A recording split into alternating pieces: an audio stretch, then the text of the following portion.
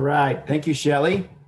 And thank you, Joanne, for organizing this. Thank you, Dennis, for opening up your farm virtually to us today. It was a privilege to hear from you and also to see some of the fantastic images of your farm. And thanks, Danny, for that great presentation.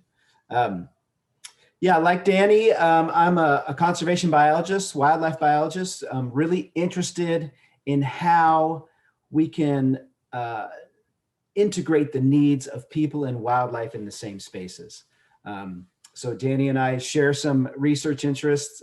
We've both worked in the tropics. We've both actually worked on wildlife, especially birds, in coffee farms. So a quick plug, drink your shade coffee. Shade coffee farms are good for birds and good for farmers. And some people say it tastes better too. So yeah, it's nice to share that with Danny and to hear some of his latest research. That was really great. Currently, what I'm and my graduate students have been studying the last few years is barn owls that exist on agricultural areas in nest boxes that farmers put up for barn owls. And we've been working especially in wine grape vineyard systems and especially in Napa.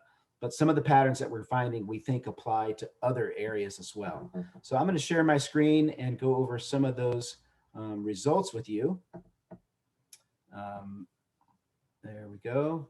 Shelley, you got a thumbs up. Is it loud enough and you can see? Okay, great. So I'm up at Humboldt State University. That's where I am right now. It's a rainy day outside for us. I wish I was at Dennis's farm. But I'll have to make do with looking out my window here and seeing some of the birds that come by my apple tree. So as I mentioned, lots of farmers have been putting up barn owl boxes, and I'm sure many here in the audience have either done this or at least thought about it, as an attempt to help control rodent pests in farms. And this is actually practiced all over the world. In Israel, in Chile, in South Africa, and here in the United States, and certainly in California. And so it's the type of thing that's been around a long time, but there actually hasn't been too much scientific research to understand how it works, if it works, what farmers can do to try to make it more effective. And that's part of what my lab has been studying over the last 5 or 6 years now. And we have kind of 3 primary research questions that we've already asked, and I'll show you some results of those studies now, and then we have some additional questions that we're beginning to examine. And the first of those questions is how and where should the boxes be placed, right? You're clearly not going to get any sort of pest control from barn owls if there aren't barn owls in the boxes. That's step 1. They need to be occupied. So we've done an occupancy study in Napa Valley for going on 6 years now. And then the second question is, even if there are barn owls in the boxes, if they're not hunting at least sometimes in the farm or in the vineyard, then it's unlikely that they're really going to be meaningfully contributing to pest control. So we wanted to ask that question: how much are the owls hunting in the vineyards? And for that, we used some GPS telemetry technology, which I'll also show you in a few minutes. And then third is how many rodents are they killing and removing from the landscape? And for that, we use some remote videography of the nest boxes. So in terms of our methods, as Dennis mentioned, a lot of the boxes are up high, so it's difficult sometimes to determine if there's owls in there or if they have chicks or whatever. And so what we do is we use a GoPro on the end of a stick. It's a little extendable painter pole. Here's a little video peeking inside a box, and there we see male and female barn owls. The females are usually a little larger and darker. She's got 3 eggs there so far. And their clutch size is usually 4 to 7 or 9. And so it's a very efficient system, very non-invasive. You can see some pictures there of my former graduate student, Carrie Went, with the extendable pole. And we do this during the day when the owls are typically sleeping. So with those data, then we can, we can figure out which variables are associated with nest boxes that are more likely to be occupied. And so what we have found is that barn owl boxes are more likely to be occupied if they're wooden as opposed to plastic. There's a lot of different manufacturers of barn owl boxes out there. Some people make their own, and we have found that the wooden ones are preferred over the plastic ones. I think there might be some questions in the chat. I'll be happy to get to those later on. And some of them I might get to as I'm continuing to describe the results. We've also found that nest boxes that are at least 10 feet or so off the ground are more likely to be occupied than nest boxes that are lower.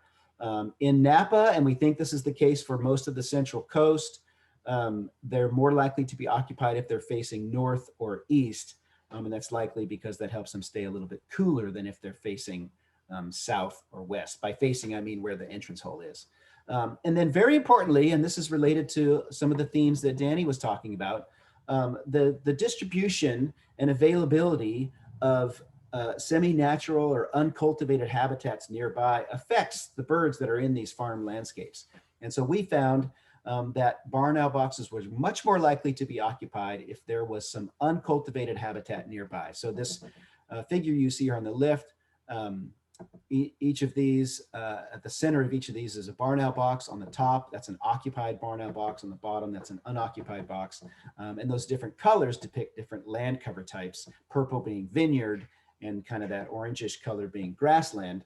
And this is just an example of two boxes, but statistically, this is a pattern. The occupied boxes tended to have more natural habitats like grassland around them than the unoccupied boxes. And by natural habitats or uncultivated habitats, in this area at least, we're talking mainly about grasslands, oak savanna, mixed forest, and riparian habitats. So having some of those habitats nearby increases the chance that your barn owl box will be occupied. So that was the occupancy study. The next question is, how much are the owls hunting in the vineyards? And this was done by my former graduate student, Geronimo Castaneda.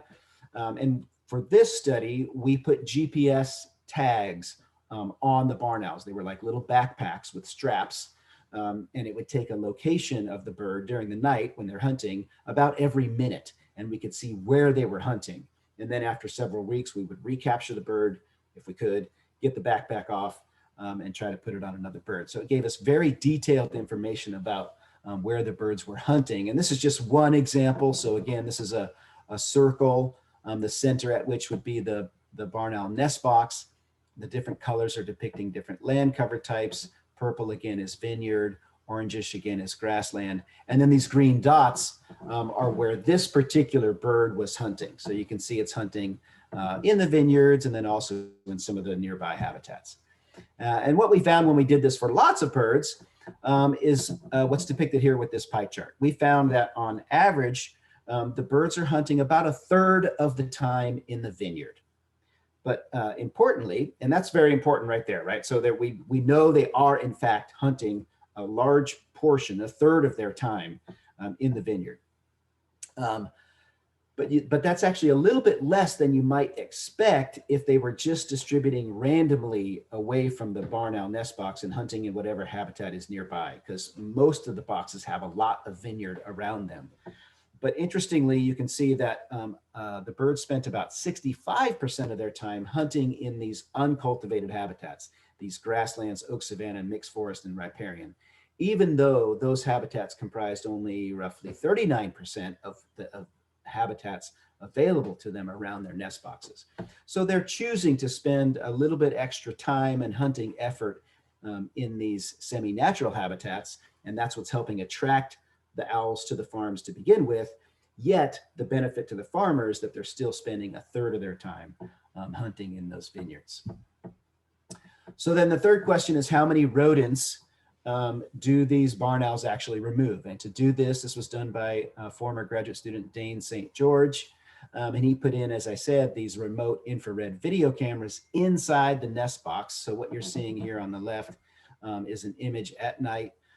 You're inside the nest box looking out. That's the end. That black circle is the entrance to the nest box. And so we ran these for the whole field season, and we could see the birds come back when they're delivering prey, like that adult owl is delivering a gopher to its young. And so we could, oops, have a little background noise, but maybe that'll stop when that video is over in just a moment. So then I can't remember, you know, it was something like 20,000 hours of video that we accumulated over the course of this study. And Dane employed a whole army of undergraduates to work through that. And he had a computer algorithm to try to weed out some of the downtime. There was a lot of time when you're just looking at a black hole. But eventually we did some calculations to estimate how many rodents the owls are eating over the course of a year, making some very conservative estimates about how many young they have, how many young survive, how long those young survive, and so on. And the estimate that we came up with is per family of barn owls over the course of a year, and an average barn owl family is between 3 and 4 chicks fledge. They are killing and removing close to 3,500 rodents every year, and that's every barn owl box that's occupied. This is also just assuming that the birds just nest just once in the year. We know some barn owls will nest twice in a year, so obviously this number could be even larger. So it's a very large number, especially for boxes, or so some farms that have 20 or more boxes, sometimes half or 3/4 of which are occupied. That's an enormous number of rodents being removed from the landscape. And again, based on their hunting, we're expecting at least 1/3 of those to be removed from those vineyard habitats. Now, what they're eating varies a lot from region to region, even box to box. Barn owls are very opportunistic feeders. They will feed on what's available to them. But on average, in Napa, we're seeing something like this. About 50% of their diet is voles, 25% mice of several species, both house mice and native California mice, and then 15% gophers, and then 10% other things, a few birds, a few juvenile rabbits, occasional insects, but it's mostly these primary rodent pest species of voles, mice, and gophers. So here's just some imagery of, you know, who are the players here. It's really fun to observe and watch these owls grow over the course of the field season. Right now we're mid-February, so the birds are paired up. They're mostly laying eggs. In some cases, they may have some young chicks. Our field season is going to start in just 11 days or so, just right around the beginning of March. And we'll be monitoring the birds all through the spring and into the summer, all the way through July or so.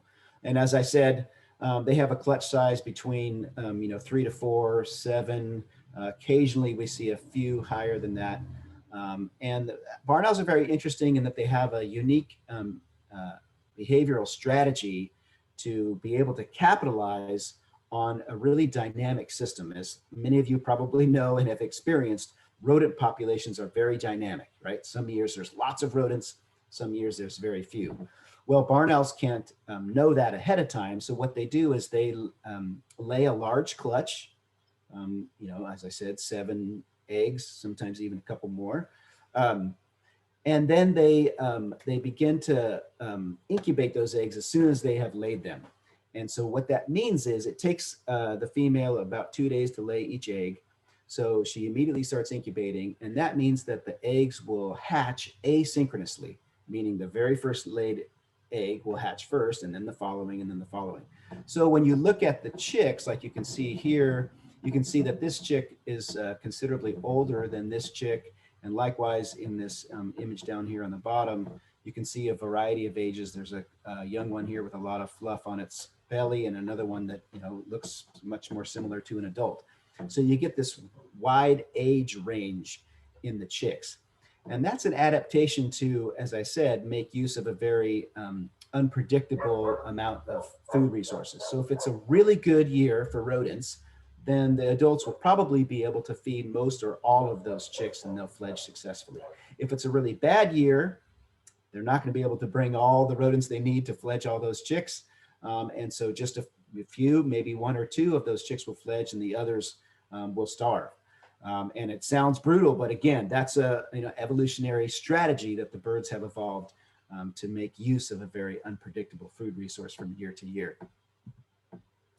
So all of that work is suggestive that maybe these barn owl boxes and the barn owls that are attracted to them can really be useful, but we really haven't quite yet addressed squarely whether the barn owl boxes are helping farmers. So that's what some of our next questions are, and trying to understand what this means about relations between farmers and owls. So I've got a new team of graduate students, Samantha Chavez there on the upper left, Jamie Carlino, lower left, Ashley Hansen in the middle, and Laura Echavez on the far right.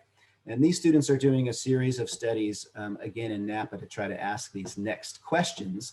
And these next questions include a controlled experiment where we are trapping rodents and counting the number of rodents on vineyards with barn owl boxes and without barn owl boxes.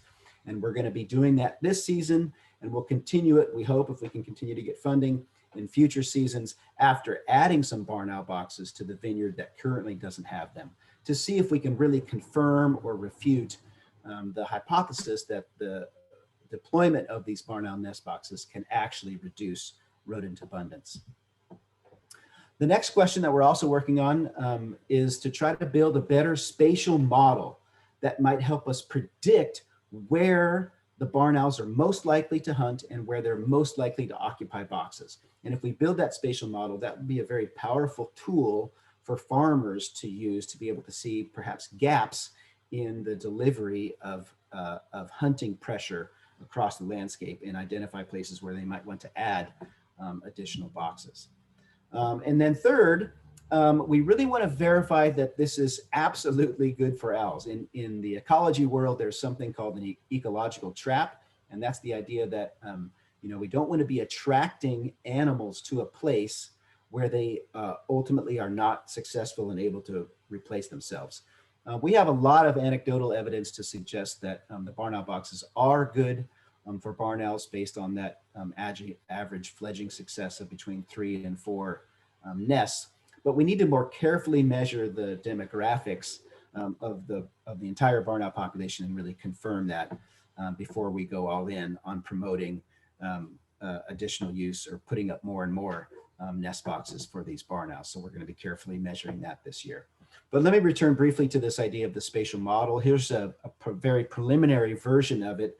But what we do basically is we use our information about nest box occupancy and the hunting behavior of the owls and build a predictive map that shows predicted hunting pressure across the landscape as kind of a heat map. And from this, you can see in this little zoomed in area, you can see places that are darker red. That's where we predict there's a lot of hunting pressure, and places that are cooler colors of yellow or even blue where there's less hunting pressure. And so this could identify places where additional boxes could be useful to help deliver pest control. And then just in the last minute or two here, I'd like to kind of bring us back to, why we'd even be interested in thinking about integrating the needs of barn owls and farmers. In the scientific literature, a lot of conservation biologists use this phrase called ecosystem services, right? The idea that the ecosystem helps deliver services that are useful for people, whether it's pollination or carbon sequestration or,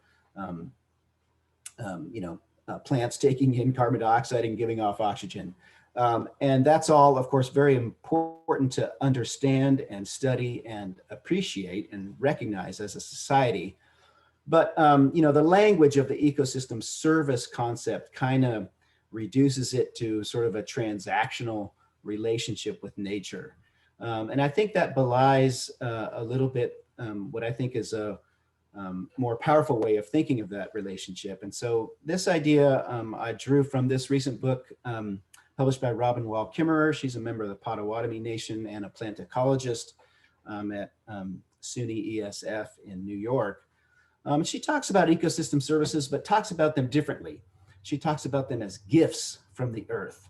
And I think this is a good way to think about it. Joanne mentioned the word reciprocity in some of her introduction. And those of you that are active farmers working with the land, you know that you have a relationship with the land, and the land has a relationship with you. And that's really, I think, the best way to think about it. We can do things that are good for the earth and good for the animals in these areas. And in many cases, those animals will contribute to an ecosystem that ultimately is helpful for us as a society, or helpful to an individual farmer as a farm manager or a landowner. And so that idea of a gift sort of changes our recognition of our relationship with the owls as not, we're just not engaging or employing the owls, deploying these boxes to achieve some product or some service. Instead, we're engaging in a relationship with the owls, doing something that we hope is good for them. And then they're also helping remove some rodents that can be good for us. So I think, that helps us remind ourselves that, these are beautiful birds. They're noble creatures, in my opinion. They each have their own individuality and their intrinsic value. And they also can have some instrumental value for us by removing rodents from the landscape. And this, I'll close with this quote. This kind of summarizes that concept from Aldo Leopold. He said, "When the land does well for its owner and the owner does well by their land, when both end up better by reason of their partnership, then we have conservation." So lots of people to thank, lots of farmers and farm managers that have allowed us to be on their property, and then various funders and undergraduate and graduate assistants over the years. And then there'll be time for questions, I think, a little later. So thank you very much for your time and your attention.